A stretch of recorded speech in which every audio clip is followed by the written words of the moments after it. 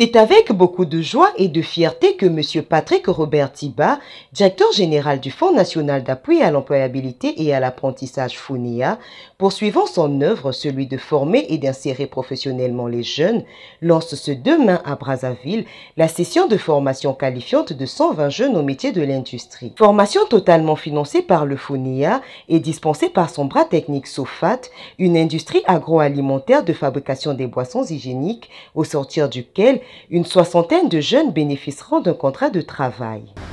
Soyez tous les bienvenus chez nous, je voulais dire chez vous.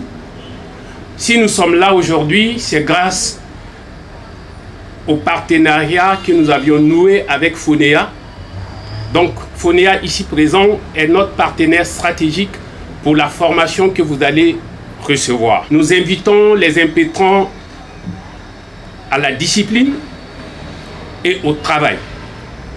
À la fin de cette formation, les 70 meilleurs seront retenus à travers un contrat de travail. La formation proprement dite, dont le lancement nous réunit ces jours, il s'y est de rappeler qu'à l'issue d'un appel à candidature, une présélection de 307 jeunes sur un total de 730 candidatures reçues a été judicieusement faite par nos services techniques. Les dossiers ont été transférés à la société SOFAT, qui à son tour a sélectionné 120 jeunes, répartis en 4 groupes de métiers de l'industrie agroalimentaire de fabrication de boissons hygiéniques, à savoir agents de production, agents d'hygiène et sécurité et environnement, agents commerciaux et opérateurs des machines.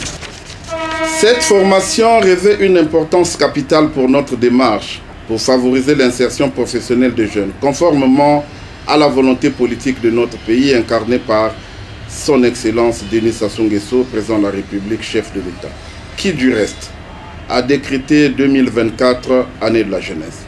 Sans abuser de votre temps, je déclare ouverte la formation qualifiante des jeunes dans les métiers de l'industrie et je souhaite bon vent aux 120 présélectionnés en attendant de vous revoir dans les 6 mois à venir afin d'apprécier la moisson d'aujourd'hui.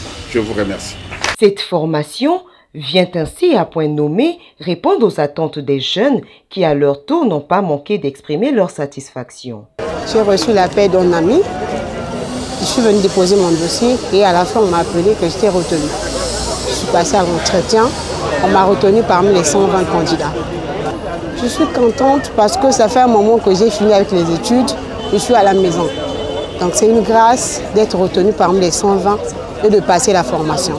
Je sais qu'à travers cette formation, elle me permettait d'apprendre encore beaucoup plus de ce que je n'ai pas pu faire à l'école.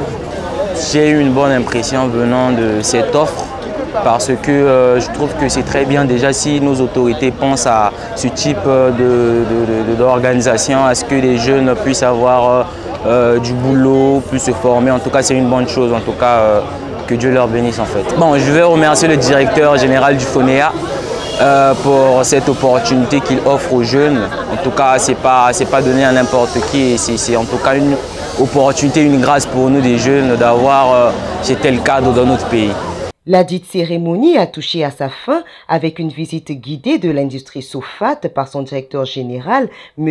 Lassina Ouattara, suivie d'une photo de famille pour immortaliser les instants. Mes impressions sont des impressions de grande satisfaction, en ce sens que la visite que nous faisons, elle est peut-être la 4e.